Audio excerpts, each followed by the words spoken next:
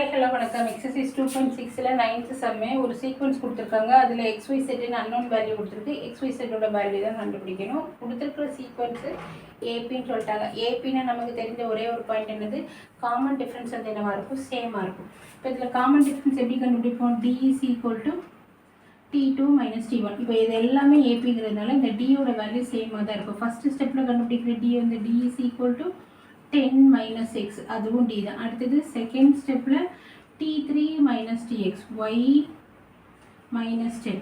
திருப்பி d is equal to 24 minus y, t is equal to z minus 24.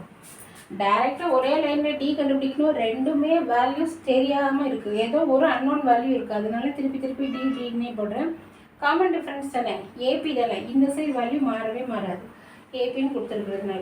இப்போ இதில் ரெண்டு இதுலேயுமே ஒய் இருக்குது. அப்போ இது ரெண்டையும் நான் ஈக்குவேட் பண்ணால் ஃபஸ்ட்டு ஒய் கண்டுபிடிக்கலாம், அப்புறம் டி கண்டுபிடிச்சி XYZ கண்டுபிடிச்சிடலாம். ஃபஸ்ட்டு எது ரெண்டையும் ஈக்குவேட் பண்ணுறேன், இந்த ரெண்டு value y minus 10 is equal to 24 minus y. y same side கொண்டு வந்தால் 2y is equal to இங்கே 34. அப்போ y வந்து என்னென்னு கிடைச்சிருது 17. இந்த y வேல்யூவை தீஸ் டூ ஏதாவது ரெண்டு ஈக்குவேஷனில் ஒன்றில் சப்ஸ்டியூட் பண்ணி d என்னன்னு கண்டுபிடிக்கிறோம். d is equal to y minus 10. y வந்து 17 minus 10னா d வந்து 7. d 7ன்னு தெரிஞ்சுட்டு இன்னும் நமக்கு x, y, z மூணு வேல்யூ தான் கண்டுபிடிக்கிறோம். y கண்டுபிடிச்சிட்டோம்.